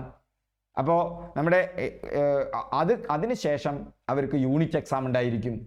ആ യൂണിറ്റ് എക്സാമിൽ 80% മാർക്ക് മേടിക്കണം. അങ്ങനെ ഒരു 8-9 യൂണിറ്റുകൾ ചേർന്ന ഒരു മൊഡ്യൂളാണ് അങ്ങനെ 30-നും 40-നും ഇടയിലുള്ള മൊഡ്യൂളുകളാണ് ഉണ്ടാവുക. ഇതാണ് നമ്മുടെ പ്രോഗ്രാം. അപ്പോൾ ഇതിൻ്റെ ഡീറ്റെയിൽസ് ഒക്കെ അറിയണമെങ്കിൽ നമ്മുടെ കോഴ്സിൻ്റെ ഡീറ്റെയിൽസ് ഞാൻ ഡിസ്ക്രിപ്ഷൻ ബോക്സിൽ നൽകിയിട്ടുണ്ട്. മാത്രമല്ല, നിങ്ങൾ ടെലിഗ്രാം ചാനലിലും ജോയിൻ ചെയ്യുക. ടെലിഗ്രാം ചാനലിൽ ജോയിൻ ചെയ്യുമ്പോൾ ഈ എല്ലാ അതാത് ദിവസം പഠിക്കാനുള്ളൊരു വീഡിയോ ക്ലാസ് നിങ്ങൾക്ക് കിട്ടും. ആ വീഡിയോ ക്ലാസ്സിൻ്റെ വിശദമായ നോട്ട് കിട്ടും. അതിനോട് ബന്ധപ്പെട്ട AI ടീച്ചറെ കിട്ടും. അന്ന് തന്നെ എക്സാമും കിട്ടും. ഓക്കെ. അപ്പോൾ JM ചാറ്റർജി ഭാരത് മാതാ സൊസൈറ്റി, ബരീന്ദ്രനാഥ ഘോഷ് അനുശീലൻ സമിതി എന്നാണ് അറിയപ്പെടുന്നത്. ബരീന്ദ്രനാഥ ഘോഷ് ഏതാണ്? അനുശീലൻ സമിതി. അപ്പോൾ നോക്കൂ, ചന്ദ്രശേഖർ ആസാദ് ഹിന്ദുസ്ഥാൻ റിപ്പബ്ലിക്കൻ അസോസിയേഷൻ. ഇതിൽ ഏറ്റവും കൂടുതൽ PSC ചോദിച്ചിട്ടുള്ളത്, ഇതൊക്കെ ചോദിച്ചിട്ടുണ്ട്, ഇതൊക്കെ ഇടയ്ക്കിടയ്ക്ക് ചോദിക്കുന്നുണ്ട്. ഇതിൽ ഏറ്റവും കൂടുതൽ ചോദിച്ചിട്ടുള്ളത് ചന്ദ്രശേഖർ ആസാദ് ഹിന്ദുസ്ഥാൻ റിപ്പബ്ലിക്കൻ അസോസിയേഷനാണ്. VD സവർക്കർ, അഭിനവ് ഭാരത്. ഈ 4 പോയിന്റുകൾ കേരള PSCയെ സംബന്ധിച്ചിടത്തോളം ഹോട്ട് ടോപ്പിക്കാണ്, പല തവണ ചോദിച്ചിട്ടുണ്ട്. അപ്പൊ JM Chatterjee Bharat Mata Society, Barindranath Ghosh Anushilan Samiti, Chandrashekhar Azad Hindustan Republican Association, VD Savarkar, Abhinav Bharat. ഇത് മാത്രമല്ല, ഈ തരം വിപ്ലവ പ്രസ്ഥാനങ്ങൾ, ഭീകര സംഘടനകളുമായി ബന്ധപ്പെട്ട് ചില പ്രധാനപ്പെട്ട സംഭവങ്ങൾ SCERT ബുക്കിൽ കിടക്കുന്നുണ്ട്, പലയിടത്തായിട്ട് ചിതറിക്കിടക്കുന്നുണ്ട്. ആ ചോദ്യങ്ങളും PSC പരീക്ഷകളിൽ ആവർത്തിച്ചു വരാറുണ്ട്. 1899 നാസിക്കിൽ മിത്രമേള എന്ന പേരിലാണ് VD സവർക്കറും അഭിനവ് ഭാരത് ആരംഭിക്കുന്നത്. അഭിനവ് ഭാരത് സൊസൈറ്റി എന്ന് പിന്നീട് 1904 ഇതിന് പുനർനാമകരണം ചെയ്യപ്പെടുന്നത്. നമുക്കറിയാം 1899 എന്നൊക്കെ ഓർക്കുമ്പോൾ നിങ്ങൾക്ക് ഓർത്തിരിക്കാൻ എളുപ്പമാണ്. 1857 ഒന്നാം ഇന്ത്യൻ സ്വാതന്ത്ര്യ സമരം കഴിയുന്നതിന് ശേഷമാണ് ഇന്ത്യൻ ദേശീയതയ്ക്ക് ഒരു രൂപം കൊള്ളുന്നത് തന്നെ. അത് നിങ്ങൾക്കറിയാം. 1885 ഇന്ത്യൻ നാഷണൽ കോൺഗ്രസ് രൂപീകൃതമാകുന്നുണ്ട്. ഇന്ത്യൻ നാഷണൽ കോൺഗ്രസ് തുടക്കത്തിൽ ബ്രിട്ടീഷ് സർക്കാരിനോട് അപേക്ഷകൾ സമർപ്പിക്കുന്ന ഒരു കമ്മിറ്റിയായിരുന്നു. പക്ഷെ ആ സമയത്താണ് 1899 VD സവർക്കറുടെ നേതൃത്വത്തിൽ മിത്രമേള എന്ന പേരിൽ അവിടെ നടക്കുന്നു. അത് കഴിഞ്ഞത് 1904 അഭിനവ് ഭാരത് സൊസൈറ്റി എന്ന പുനർനാമകരണം ചെയ്യുന്നു. ഇറ്റലിയിലെ യങ് ഇറ്റലി ഗിസപ്പെ മാസിനി ആ സംഘടനയുടെ മാതൃകയിലാണ് ഇത് രൂപം കൊള്ളുന്നത്. പ്രധാന സംഭവം നാസിക് ഗൂഢാലോചന കേസ് 1909. അതിൽ ഏറ്റവും ഹോട്ടായിട്ട് നിങ്ങൾ ഓർക്കേണ്ടത് നാസിക് ഗൂഢാലോചന കേസും അഭിനവ് ഭാരത് എന്നുള്ള സംഘടനയുടെ സ്ഥാപകനെയുമാണ്. അപ്പം അഭിനവ് ഭാരത് ഇവിടെ തന്നിരിക്കുന്നത് എന്താ? അഭിനവ് ഭാരത് ഏതാ? ഇവിടെ വന്നിട്ടുള്ള അഭിനവ് ഭാരത് എന്ന് പറയുന്നത് VD സവർക്കറാണ്. ബരീന്ദ്രനാഥ ഘോഷും അനുശീലൻ സമിതിയും. അടുത്ത് അനുശീലൻ സമിതിയാണ്. 1902 ഇത് നോക്കൂ. 1904 അഭിനവ് ഭാരത് വരുന്നത്. VD സവർക്കറാണ്. അനുശീലൻ സമിതി എന്ന് പറയുമ്പോൾ അതിൻ്റെ സ്ഥാപനം 1902 ബംഗാളിലാണ്. പ്രധാന നേതാക്കൾ പ്രമദനാഥ് മിത്ര, ബരീന്ദ്രനാഥ ഘോഷ്, അരവിന്ദ ഘോഷ്. അതിലെ ബരീന്ദ്രനാഥ ഘോഷിനെയും അരവിന്ദ ഘോഷിനെയും നന്നായിട്ട് ഓർത്തിരിക്കണം. അതാണ് ഓപ്ഷനുകളിൽ വരാറ്. പക്ഷേ പ്രമദനാഥ് മിത്രയുമുണ്ട്. 1902 അനുശീലൻ സമിതി. ബരീന്ദ്രനാഥ ഘോഷാണ് അവിടെ പ്രധാനി. അതിൻ്റെ ഒരു പ്രസിദ്ധീകരണം ചോദിക്കാറുണ്ട്, യുഗാന്തർ. അതൊരു ഇമ്പോർട്ടൻ്റ് പോയിന്റ് ആണ്. അതുമായി ബന്ധപ്പെട്ടത് യുഗാന്തർ. അതുമായി ബന്ധപ്പെട്ട അലിപ്പൂർ സംഭവമാണ്, പ്രധാന സംഭവമാണ് അലിപ്പൂർ ബോംബ് ഗൂഢാലോചന കേസ്. ഇത് PSC ആവർത്തിച്ച് ചോദിക്കുന്നതാണ്. ഇപ്പൊ നോക്കൂ, എവിടെയാണ് അഭിനവ് ഭാരതുമായി ബന്ധപ്പെട്ടത്? നാസിക് ഗൂഢാലോചന കേസാണ്. നിങ്ങളിതൊന്നും കാണാപ്പാടം പഠിക്കരുത്. ഒന്നില്ലെങ്കിൽ കോഡുകൾ ഉണ്ടാക്കി പഠിക്കുക, അല്ലെങ്കിൽ ഇതിൻ്റെയൊക്കെ നോട്ട് ഉണ്ടാക്കുക, എന്നിട്ട് റിട്രീവ് ചെയ്തെടുക്കുക. ഓക്കെ. ഒപ്പം AI ടീച്ചറെ ഉപയോഗിച്ചാൽ നിങ്ങൾക്കത് പഠിഞ്ഞു പോരും. അപ്പോൾ അലിപ്പൂർ ബോംബ് ഗൂഢാലോചന കേസ് അതേതുമായി ബന്ധപ്പെട്ടതാണ്? അനുശീലൻ സമിതിയുമായി ബന്ധപ്പെട്ടതാണ്. ചന്ദ്രശേഖർ ആസാദ്, ഞാൻ പറഞ്ഞു നിരന്തരം ആവർത്തിച്ചു വരുന്നൊരു ചോദ്യമാണ്. അത് ഹിന്ദുസ്ഥാൻ റിപ്പബ്ലിക്കൻ ആർമി 1924 കാൺപൂരിലാണ്. 1924 അപ്പോഴേക്കും ആ വർഷവും പ്രധാനമാണ്, ചോദിക്കാറുണ്ട്. കാൺപൂരാണ് ആസ്ഥാനം. സച്ചിൻ സന്യാലും റാം പ്രസാദ് ബിസ്മിലുമാണ്. സച്ചിൻ സന്യാൽ, റാം പ്രസാദ് ബിസ്മിൽ. അതുമായി ബന്ധപ്പെട്ട ഒരു സംഭവമാണ്, പ്രധാന സംഭവമാണ് കക്കോരി ട്രെയിൻ കൊള്ള 1925 ചോദിക്കാറുണ്ട്. 1928 അത് HSRA ആയി പുനഃസംഘടിപ്പിക്കപ്പെട്ടു. എന്താ HSRA എന്ന് പറയുന്നത്? അതിൽ സോഷ്യലിസ്റ്റ് എന്നുള്ളൊരു വാക്കുകൂടി കൂട്ടിച്ചേർക്കപ്പെടുന്നു. ശരിക്കും ഭഗത് സിംഗിന്റെ ഇൻഫ്ലുവൻസ് ആണ് അതിൽ സോഷ്യലിസ്റ്റ് എന്നുള്ള വാക്ക് വരാനുള്ള കാരണം. ചന്ദ്രശേഖർ ആസാദാണ്. സംഭവങ്ങൾ സോണ്ടേഴ്സ് വധം 1928, അസംബ്ലി ബോംബാക്രമണം 1929. ഇത് നിങ്ങൾ തള്ളിക്കളയരുത്. ഇത് ഹോട്ട് ടോപ്പിക് ആണ്, നന്നായി ഉറപ്പിച്ചു പോകേണ്ടതാണ്. കുറേ കൊല്ലങ്ങളുണ്ട്, ഇതൊന്നും പേടിക്കേണ്ട. നിങ്ങൾ ഈ കൊല്ലങ്ങളൊക്കെ ഒന്ന് എഴുതി വെക്കുക, എന്നിട്ട് അതൊന്ന് ഓർഡർ ആക്കുക. ഒരു 4-5 ദിവസങ്ങളിലായി, വ്യത്യസ്ത ദിവസങ്ങളിലായി നിങ്ങൾ ഈ നോട്ടൊക്കെ നോക്കി നിങ്ങളുടേതായ രീതിയിൽ ഈ കൊല്ലങ്ങൾ വീണ്ടും ഒരു ബ്ലാങ്ക് പേപ്പറിൽ എഴുതി എന്താണ് ആ സംഭവങ്ങൾ, ഈ സംഘടനകളുമായി പ്രധാനപ്പെട്ട സംഭവങ്ങൾ എന്താണ്, ഈ സംഘടനകളുമായി ബന്ധപ്പെട്ട പ്രധാന നേതാക്കന്മാരുടെ പേരെന്താണ്, 4 വ്യത്യസ്ത ദിനങ്ങളിലായി നിങ്ങളൊന്ന് ചെയ്തു കഴിഞ്ഞാൽ നിങ്ങൾക്ക് ഏകദേശം ഐഡിയ കിട്ടും. പിന്നീട് നിങ്ങളൊന്ന് മറിച്ച് നോക്കുമ്പോൾ തന്നെ നിങ്ങളുടെ മനസ്സിലേക്ക് ഇത് വരും. അല്ലാതെ ഒറ്റ ദിവസം കൊണ്ട് ഇതങ്ങോട്ട് കാണാപ്പാഠം പഠിച്ച് കളയാമെന്നല്ല വിചാരിക്കേണ്ടത്.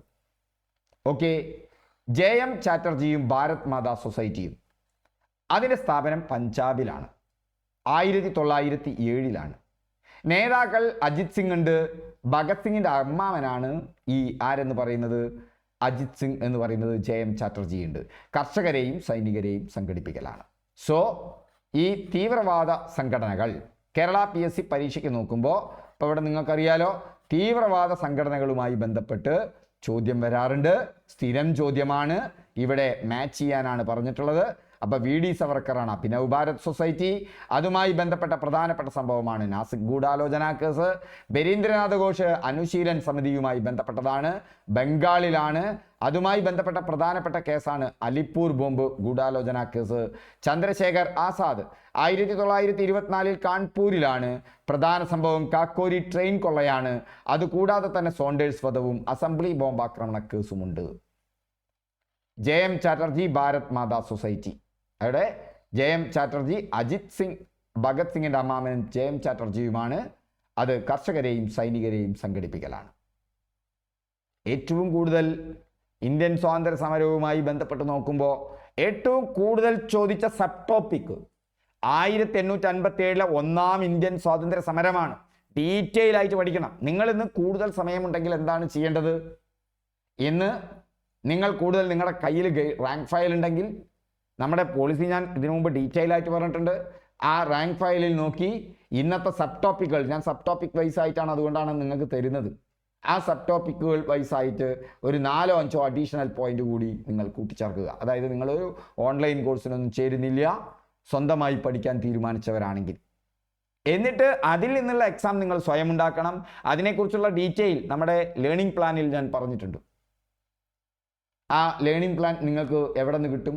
നമ്മുടെ ചാനലിൽ, യൂട്യൂബ് വീഡിയോയിൽ നിങ്ങൾക്ക് കിട്ടും. 1857 ഒന്നാം ഇന്ത്യൻ സ്വാതന്ത്ര്യ സമരം. 1857 കലാപത്തിൽ ആമ്രയിൽ നേതൃത്വം നൽകിയതാര്? എത്ര തവണ ചോദിച്ച ചോദ്യം. 1857 ഒന്നാം ഇന്ത്യൻ സ്വാതന്ത്ര്യ സമരത്തിന് നേതൃത്വം നൽകിയ സ്ഥലങ്ങളും അതിൻ്റെ നേതാക്കന്മാരും സ്ഥിരം PSC ചോദ്യമാണ് അല്ലേ? അപ്പൊ ചരിത്രത്തിൽ നോക്കൂ, പഴയ ചോദ്യങ്ങളുടെ പാറ്റേൺ ഉണ്ട്, എന്നാൽ ചില പുതിയ ട്രെൻഡുകൾ കണ്ടുവരുന്നു. ആ ട്രെൻഡിനെയും കൂടി കണ്ടിട്ട് വേണം. അത് ഒന്നെന്താണ്? പ്രാചീന സംസ്കൃതികളുമായി ബന്ധപ്പെട്ട ചോദ്യങ്ങൾ വരുന്നു. പലപ്പോഴും സിലബസിന് പുറത്താണ് എന്ന് വിചാരിച്ചുകൊണ്ട് അത് പഠിക്കരുത്. ഇപ്പൊ തിണകൾ സാധാരണ ചോദിക്കുന്ന ചോദ്യമാണ്. ശരിക്കും നമുക്ക് തിണകൾ എന്ന് പറയുന്ന ഭാഗം നമ്മുടെ സിലബസിൽ വരുന്നില്ല അത്രയും കാര്യങ്ങൾ, പക്ഷെ തിണകളുമായി ചോദിക്കാറുണ്ട്. അപ്പൊ അതുകൂടി ഉൾപ്പെടുത്തണം. 1857 കലാപത്തിൽ ആമ്രയിൽ നേതൃത്വം നൽകിയ നേതാവാരാണ്? കുൻവർ സിംഗ്. കലാപത്തിലെ പ്രധാന കേന്ദ്രങ്ങളും നേതാക്കളും അതൊന്ന് ഡൽഹിയാണ്. ബഹദൂർ ഷാ രണ്ടാമൻ, ജനറൽ ഭക്ത് ഖാൻ. ജനറൽ ഭക്ത് ഖാൻ എന്ന് പറയുന്നത് ബഹദൂർ ഷാ രണ്ടാമൻ്റെ സൈന്യാധിപനാണ്. അവരാണ് ഡൽഹിയിൽ എന്ത് ചെയ്യുന്നത്? നേതൃത്വം നൽകുന്നത്. 1857 ഒന്നാം ഇന്ത്യൻ സ്വാതന്ത്ര്യ സമരത്തെ തുടർന്ന് വിപ്ലവകാരികൾ ഡൽഹിയിൽ ചക്രവർത്തിയായി അവരോധിച്ചത് ബഹദൂർ ഷാ രണ്ടാമനെയാണ്. ഇന്ത്യയിലെ അവസാനത്തെ മുഗൾ ചക്രവർത്തി ബഹദൂർ ഷാ രണ്ടാമനാണ്. ഇതൊക്കെ PSC നിരന്തരമായി ചോദിക്കുന്ന ചോദ്യങ്ങളാണ്. കാൺപൂരിൽ നാനാ സാഹിബാണ്. അതുപോലെ തന്നെ ലക്നൗ ബീഗം ഹസ്രത് മഹലാണ്. ഝാൻസിയിൽ റാണി ലക്ഷ്മിബായിയാണ്. ഝാൻസി റാണി ലക്ഷ്മിബായിയുമായി ബന്ധപ്പെട്ട് ചോദിക്കുന്ന ചോദ്യമാണ് ഝാൻസിയുടെ കുതിരയുടെ പേര്. മാത്രമല്ല റാണി ലക്ഷ്മിബായിയുടെ യഥാർത്ഥ പേര്. ഇത് രണ്ടും ചോദിക്കാറുണ്ട്. ബറേലിയിൽ ഇത് രണ്ടും ഒന്ന് കമന്റ് ചെയ്യൂ. ബറേലിയിൽ ഖാൻ അബ്ദുൽ ഗാഫർ ഖാൻ ആണ്, ഖാൻ ബഹദൂർ ഖാൻ ആണ്. ഓക്കെ, ഗാഫർ ഖാനൊക്കെ പഴയ കാലത്ത് നാടക നടനാണ്. ഫൈസാബാദ് മൗലവി അഹമ്മദുള്ളയാണ്. ആംറയിൽ ബീഹാറിൽ കുൻവർ സിംഗ് ആണ്. അപ്പോൾ ആംറ ബീഹാർ കുൻവർ സിംഗ്, ഫൈസാബാദ് മൗലവി അഹമ്മദുള്ള, ബറേലി ഖാൻ ബഹദൂർ ഖാൻ, ഝാൻസി റാണി ലക്ഷ്മിബായി, ലക്നൗ ബീഗം ഹസ്രത് മഹൽ, കാൺപൂർ നാനാ സാഹിബ്, ഡൽഹി ബഹദൂർ ഷാ രണ്ടാമൻ. ഇതിൽ ഈ കാൺപൂരിൽ നാനാ സാഹിബും ആംറയിൽ കുൻവർ സിംഗും നിങ്ങൾക്ക് മാറിപ്പോകും. അത് നിങ്ങൾക്ക് എഴുതി നോക്കുമ്പോൾ കാണാം.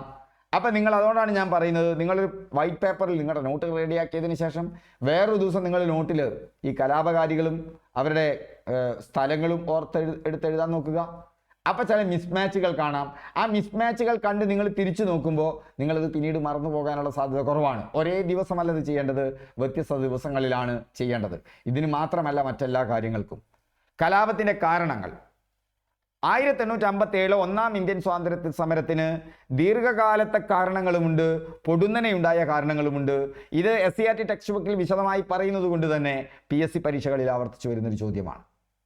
രാഷ്ട്രീയ കാരണങ്ങൾ ഏതാണ്? ഒന്ന്, ദത്താവകാശ നിരോധന നിയമം. ഡൽഹൌസി പ്രഭുവാണ്. ഡൽഹൌസി പ്രഭുവിനെ നിങ്ങൾ ഓർക്കുമ്പോൾ ദത്താവകാശ നിരോധന നിയമം മാത്രം ഓർത്താൽ പോരാ. റെയിൽവേ, തപാൽ തുടങ്ങിയ സംവിധാനങ്ങളൊക്കെ തന്നെ, ടെലിഗ്രാഫ് തുടങ്ങിയ സംവിധാനങ്ങളൊക്കെ തന്നെ ഇന്ത്യയിൽ കൊണ്ടുവന്ന ഒരാൾ കൂടിയാണ് ഡൽഹൌസി പ്രഭു. അദ്ദേഹം കൊണ്ടുവന്ന ഒന്നാണ് ദത്താവകാശ നിരോധന നിയമം. ഇന്ത്യയിൽ ബ്രിട്ടീഷ് ആധിപത്യം രൂപപ്പെടുന്നത് പല തന്ത്രങ്ങളിലൂടെയാണ്. ഒന്ന് സൈനിക ഉടമ്പടികളിലൂടെ, മറ്റൊന്ന് കയ്യേറ്റങ്ങളിലൂടെ, മറ്റൊന്ന് എന്താണ് ഇത്തരത്തിലുള്ള ദത്താവകാശ നിരോധന നിയമം. സൈനിക സഹായ വ്യവസ്ഥ, അത് വെല്ലസ്ലി പ്രഭുവാണ്. ഇത് രണ്ടും ഓർക്കണമേ.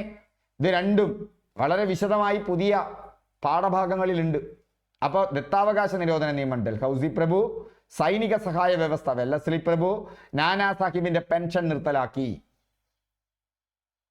ദത്താവകാശ നിരോധന നിയമം എന്ന് പറഞ്ഞു കഴിഞ്ഞാൽ അന്ന് രാജാക്കന്മാർക്ക് പിൻഗാമികളില്ലെങ്കിൽ അവർക്ക് മറ്റ് രാജാക്കന്മാരുടെയോ അല്ലെങ്കിൽ പ്രഭു കുടുംബങ്ങളിലെയോ കുട്ടികളെ ദത്തെടുത്ത് രാജാവാക്കാമായിരുന്നു. പക്ഷെ ഇനി അത് പാടില്ല. അങ്ങനെയുള്ള രാജ്യങ്ങൾ ബ്രിട്ടനിലേക്ക് ലയിക്കണമെന്നാക്കി. അതാണ് ദത്താവകാശ നിരോധന നിയമം. സൈനിക സഹായ വ്യവസ്ഥ എന്ന് പറഞ്ഞാൽ നാട്ടുരാജ്യങ്ങളല്ലേ, പരസ്പരം ആക്രമിക്കുന്ന നാട്ടുരാജ്യങ്ങൾ. അവർ പരസ്പരം പോരാടുമ്പോൾ ബ്രിട്ടീഷുകാർ അവരുടെ സൈന്യത്തെ വിട്ടുകൊടുക്കും. പക്ഷെ അതിന് ചില ഉടമ്പടികൾ ഉണ്ടായിരുന്നു.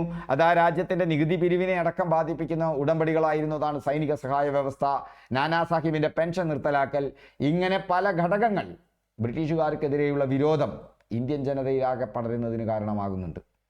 എന്നാൽ പൊടുന്നനെയുള്ള കാരണങ്ങൾ, അതിൽ സൈനിക കാരണങ്ങൾ എന്ന് പറഞ്ഞാൽ സൈനികർക്ക്, ഇന്ത്യൻ സൈനികർക്ക് ശിപ്പായിമാർ എന്ന പേരിലാണ് അവർ അറിയപ്പെട്ടിരുന്നത്. അവർക്ക് കുറഞ്ഞ ശമ്പളമായിരുന്നു, അവരോട് വലിയ വിവേചനമായിരുന്നു. ജനറൽ സർവീസ് എൻലിസ്റ്റ്മെന്റ് ആക്ട് എന്നുള്ളൊരു ആക്ട് ഉണ്ടായിരുന്നു. പെട്ടെന്നുള്ള കാരണം എൻഫീൽഡ് റൈഫിളുകളിൽ തിരകളിലെ മൃഗക്കൊഴുപ്പ്. രണ്ട് കാരണമുണ്ട്. അവരുപയോഗിക്കുന്ന എൻഫീൽഡ് തോക്കുകളിൽ പന്നിയുടെയും പശുവിൻ്റെയും കൊഴുപ്പ് പുരട്ടിയ, ഇത് ഇങ്ങനെ കടിച്ചു പൊട്ടിക്കണം, കൊഴുപ്പ് പുരട്ടിയതാണ് എന്ന് വ്യാപകമായി പ്രചരിപ്പിക്കുന്നു. അവർക്ക് നൽകുന്ന ചപ്പാത്തിയിൽ എല്ലുപടി ചേർത്തിട്ടുണ്ട് എന്നും പ്രചരിക്കപ്പെടുന്നു. ഇതാണ് പെട്ടെന്നുണ്ടായ കാരണം. ഇത് PSC ചോദിക്കാറുണ്ട്. ഇതുമായി ബന്ധപ്പെട്ട് സ്ഥിരം ആവർത്തിക്കുന്ന ചോദ്യമാണ് ആദ്യ രക്തസാക്ഷി. 1857 ഒന്നാം ഇന്ത്യൻ സ്വാതന്ത്ര്യ സമരത്തിൻ്റെ ആദ്യത്തെ രക്തസാക്ഷി മംഗൽ പാണ്ഡെയാണ്.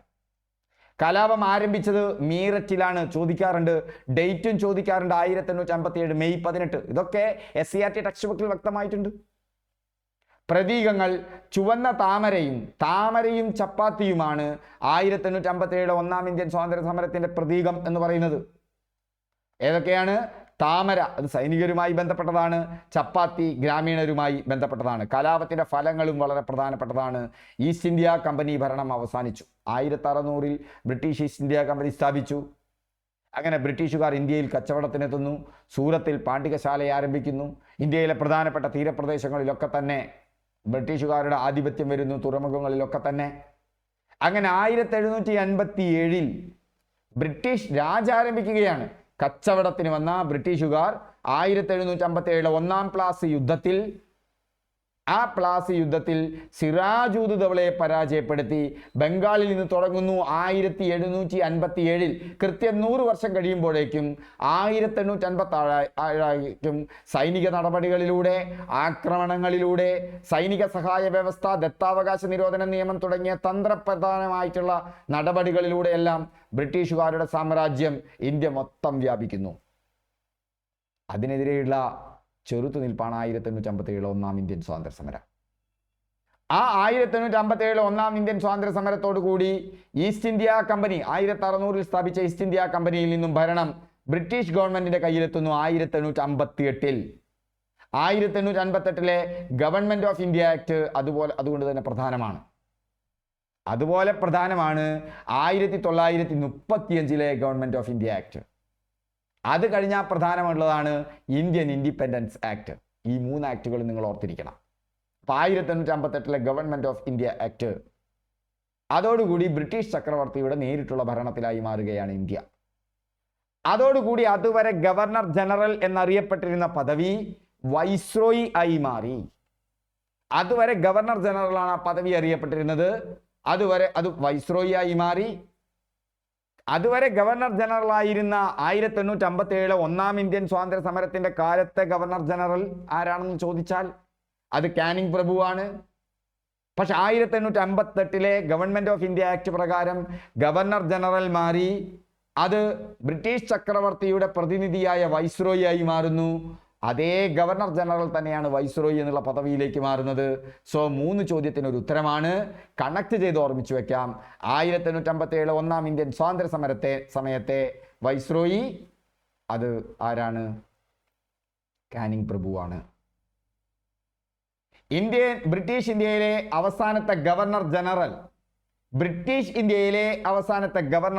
ബ്രിട്ടീഷ് ഇന്ത്യ എന്ന് വളരെയധികം ശ്രദ്ധിക്കണം.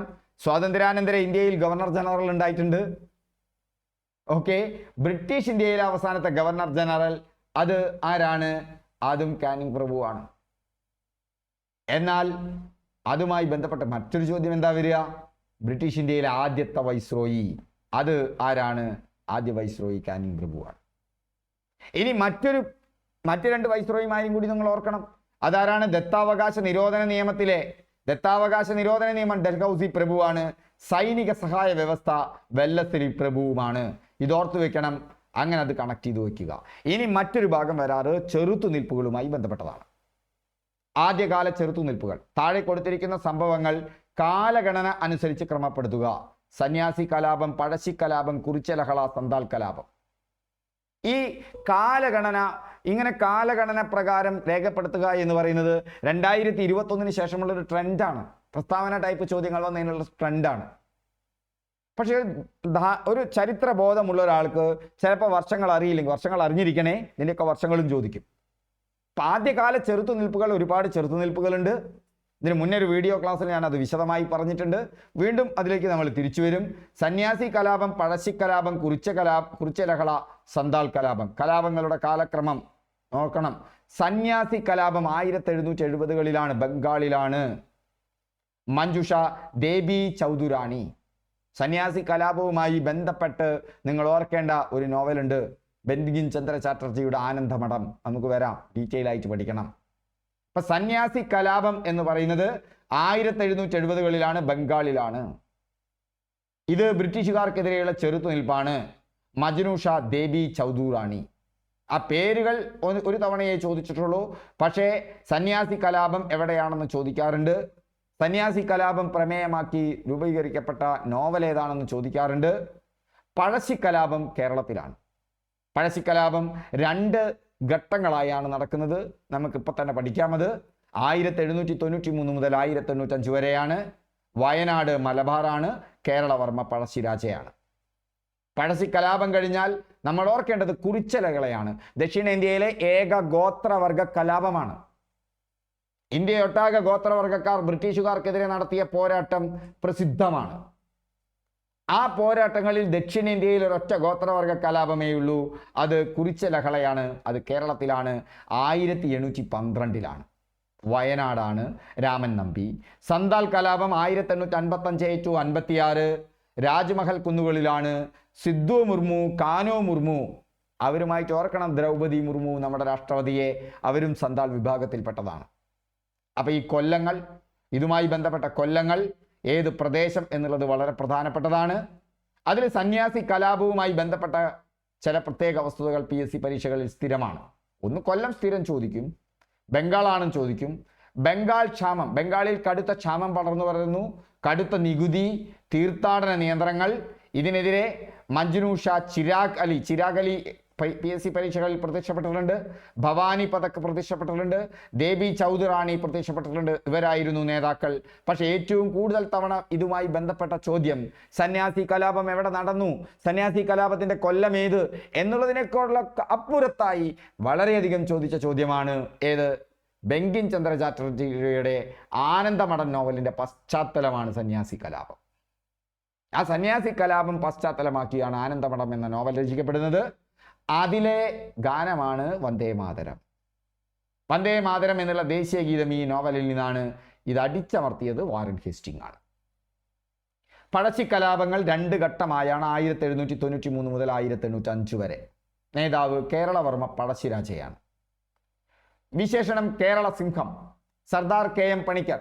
സർദാർ KM പണിക്കർ എന്ന് പറഞ്ഞു കഴിഞ്ഞാൽ K മാധവ പണിക്കർ. സർദാർ KM പണിക്കരുമായി ബന്ധപ്പെട്ട് PSC പരീക്ഷയ്ക്ക് ധാരാളം ചോദ്യം ചോദിക്കും. സംസ്ഥാന പുനഃസംഘടനാ കമ്മീഷനിൽ ഫസൽ അലി കമ്മീഷനിൽ അംഗമായിരുന്ന മലയാളിയാണ്. കേരള സാഹിത്യ അക്കാദമിയുടെ ആദ്യത്തെ ചെയർമാനാണ്. കേരളത്തിൽ നിന്ന് രാജ്യസഭാംഗമായ ആളാണ്. മാത്രമല്ല മറ്റൊന്ന്, പഴശ്ശിരാജാവിനെ കുറിച്ച് കേരള സിംഹം എന്ന നോവൽ രചിച്ചതും അദ്ദേഹമാണ്. അതുകൊണ്ടാണ് കേരള സിംഹം സർദാർ KM പണിക്കർ നൽകി. മലബാറിലെ കോട്ടയം, വയനാട് കാടുകളിലായിരുന്നു. പഴശ്ശിക്കലാപത്തിലെ യുദ്ധതന്ത്രം ചോദിക്കാറുണ്ട്. അത് ഗറില്ല യുദ്ധമാണ്. അത് ചോദിച്ചിട്ടുണ്ട്, ചോദിക്കാറുണ്ട്. 2 ഘട്ടങ്ങളായാണ്. രണ്ടും ഓർക്കണം. 1793 മുതൽ 1797 വരെയാണ് ഒന്നാം പഴശ്ശിക്കലാപം. ബ്രിട്ടീഷുകാർക്കെതിരെ നടന്ന കലാപങ്ങളിലൊക്കെ തന്നെ പ്രധാനപ്പെട്ട കാരണം നികുതിയിലെ അപാകതയാണ്. നികുതി പിരിവ് തർക്കമാണ് ഒന്നാം പഴശ്ശിക്കലാപം. കുറിച്യ കലാപം നികുതി കലാപവുമായി ബന്ധപ്പെട്ടതാണ്. ഇന്ത്യയിൽ നടന്ന ഒട്ടനവധി ബ്രിട്ടീഷുകാർക്കെതിരെ നടന്ന സമരങ്ങളിൽ അത് മലബാർ കലാപവും നികുതി പിരിവുമായി ബന്ധപ്പെട്ടതാണ്. രണ്ടാം പഴശ്ശിക്കലാപം 1800 മുതൽ 1805 വരെയാണ്. ഈ 2 ഘട്ടങ്ങൾ നിങ്ങൾ ഓർക്കണം. സഹായികൾ അത് നിരന്തരം ചോദിക്കാറുണ്ട്. പഴശ്ശിക്കലാപത്തിലെ സഹായികൾ ആരാണ്? ഒരു ഹോട്ട് ടോപ്പിക്കാണ് പഴശ്ശിക്കലാപം. അപ്പോൾ ഒന്നാം ഘട്ടം എന്ന്, രണ്ടാം ഘട്ടം ഏത്, അതിലെ സഹായികൾ ആര്, ഗറില്ല യുദ്ധം, KM പണിക്കർ കൊടുത്ത കേരള സിംഹം, ഇതൊക്കെ തന്നെ ചോദിക്കാറുണ്ട്. തലക്കൽ ചന്തു, ഇടച്ചേന കുങ്കൻ നായർ, കൈതേരി അമ്പു. തലക്കൽ ചന്തു, ഇടച്ചേന കുങ്കൻ നായർ, കൈതേരി അമ്പു. 1805 നവംബർ 30 പഴശ്ശിരാജാവ് അന്ത്യം വരിക്കുന്നു. ഈ ഡേറ്റ് ചോദിക്കാറുണ്ട്, ഓർക്കണം. മാവിലാൻ തോടിലാണ് വീരമൃത്യു വരിച്ചത്. അടുത്തത് കുറിച്യ ലഹളയാണ്. 1812 വയനാടിലാണ്. വയനാടിൽ നോക്കൂ, ഇവിടെ കുറിച്യർ സഹായിച്ചിട്ടുണ്ട്. പഴശ്ശിയെ കലാപത്തിൽ സഹായിച്ച ആളുകളാണ് കുറിച്യർ. പിന്നീട് കുറിച്യരും കുറുമ്പുറരും ചേർന്ന് നടത്തിയ കലാപമാണ് 1812 വയനാട് കലാപം, ദക്ഷിണേന്ത്യയിലെ ഏക ഗോത്രവർഗ കലാപം. അതിൻ്റെ നേതാവ് രാമൻ നമ്പിയാണ്. പലപ്പോഴും തെറ്റിപ്പോകാറുണ്ട്. പഴശ്ശിക്കലാപത്തിൽ അവിടെ തലക്കൽ ചന്തുവാണ്, ഇവിടെ ആരാണ്? രാമൻ നമ്പിയാണ്. അങ്ങോട്ടും ഇങ്ങോട്ടും മാറിപ്പോകരുത്. അമിത നികുതി പണമായി നികുതി അടയ്ക്കാനുള്ള നിർബന്ധം, ഇതുമായി ബന്ധപ്പെട്ട മുദ്രാവാക്യം ചോദിക്കാറുണ്ട്. വട്ടത്തൊപ്പിക്കാരെ നാട്ടിൽ നിന്ന് പുറത്താക്കുക. വട്ടത്തൊപ്പിക്കാരെ നാട്ടിൽ നിന്ന് പുറത്താക്കുക ദക്ഷിണേന്ത്യയിലെ പ്രധാന ഗോത്രവർഗ കലാപമാണ്. അടുത്തത് സന്താൽ കലാപമാണ്. 1857 നടന്ന സമരമാണത്. 1855 മുതൽ 56 വരെയാണ്. ആ 1857 കലാപവുമായി അതിന് ബന്ധമില്ലെങ്കിലും അതിനോട് ആ വർഷങ്ങളോടനുബന്ധിച്ച് നടന്ന കലാപം. സ്ഥലം രാജ്മഹൽ കുന്നുകളാണ്. ദമീൻ ഇ കോഹ്, ഇവർക്കായി പ്രത്യേക ഭൂമി വിട്ടുകൊടുത്തതാണ് ദമീൻ ഇ കോഹ് എന്നറിയപ്പെടുന്നത്. നേതാക്കന്മാർ സഹോദരന്മാരായ സിദ്ധു മുർമു, അതുപോലെ തന്നെ കാനു മുർമു, അതുപോലെ തന്നെ ചന്ദ് ഭൈരവ് തുടങ്ങിയവരാണ്. ബ്രിട്ടീഷ് ചൂഷണം, കൊള്ളപ്പലിശക്കാർ, പരമ്പരാഗത ഭൂമി നഷ്ടമൊക്കെ കാരണമാണ്. ശക്തമായ കലാപമാണ്. അതിൻ്റെ ഭാഗമായി സന്താർ പർഗാൻസ് ആക്ട്. അപ്പം എന്തൊക്കെ ഓർക്കണം? PSC പരീക്ഷയ്ക്ക് ചോദിച്ച പോയിന്റുകൾ. ആരൊക്കെയാണ് സഹോദരന്മാർ? സിദ്ധു മുർമു, കാനു മുർമു. സ്ഥലം എവിടെയാണ്? രാജ്മഹൽ കുന്നുകൾ. അതുമായി ബന്ധപ്പെട്ട ഓർക്കേണ്ട ഒരു പേരാണ് ദമീൻ ഇ കോഹ് എന്ന് പറയുന്നത്. ഇനി ബംഗ്ലാദേശ് സംബന്ധിച്ച ചോദ്യങ്ങൾ. ഇന്ത്യ ഏറ്റവും കൂടുതൽ കരാതിർത്തി പങ്കിടുന്ന രാജ്യം ബംഗ്ലാദേശ്. ബംഗ്ലാദേശുമായി അതിർത്തി പങ്കിടാത്ത സംസ്ഥാനം കുറച്ചെണ്ണം തരും. ഇതിലേതാ എന്ന് നോക്കുക. ഇന്ത്യ ബംഗ്ലാദേശ് അതിർത്തി കരാർ സാധ്യമാക്കിയ ഭരണഘടനാ ഭേദഗതി, ബംഗ്ലാദേശ് ദേശീയഗാനം രചിച്ചത്, അതുപോലെ തന്നെ ബിംസ്റ്റെക് ആസ്ഥാനം, മാച്ചു പിച്ചു, കിബു, ജ്യോതിശാസ്ത്ര കലണ്ടർ. ഇങ്ങനെ ഞാൻ ഈ തന്ന ചോദ്യങ്ങളൊക്കെ തന്നെ പല പ്രകാരേണ PSC പരീക്ഷകളിൽ ആവർത്തിച്ച ചോദ്യങ്ങളാണ്. ഈ ക്ലാസ് ഒക്കെ ഇഷ്ടപ്പെട്ടോ? നമ്മുടെ മെത്തേഡ് ഫോളോ ചെയ്യുക, ടെലിഗ്രാം ചാനലിൽ ജോയിൻ ചെയ്യുക. ഇപ്പോൾ ടെലിഗ്രാം ചാനലിലെ ലിങ്ക് നിങ്ങൾക്ക് ഫ്രീ ആയിട്ട് പഠനം തുടർന്നു കൊണ്ടുപോകാൻ, അതുപോലെ തന്നെ ചോദ്യങ്ങൾ കിട്ടുന്നതിന് വേണ്ടി ആപ്പിൽ നിങ്ങൾ എക്സാം ചെയ്യണം, മറന്നു പോകരുത്. അതുപോലെ തന്നെ നിങ്ങൾക്കിനി നമ്മുടെ ഓൺലൈൻ കോഴ്സ് നിങ്ങൾ ചൂസ് ചെയ്യുകയാണെങ്കിൽ അതിൻ്റെ ലിങ്കൊക്കെ തന്നെ ഡിസ്ക്രിപ്ഷൻ ബോക്സിലുണ്ട്. ഇപ്പോൾ ക്ലാസ്സുകളൊക്കെ ഇഷ്ടപ്പെട്ടാൽ ഒന്ന് ലൈക്ക് ചെയ്യുക, കമൻറ്റ് ചെയ്യുക, ഷെയർ ചെയ്യുക. വീണ്ടും നമുക്ക് അടുത്ത ക്ലാസ്സിൽ കാണാം. Thank you.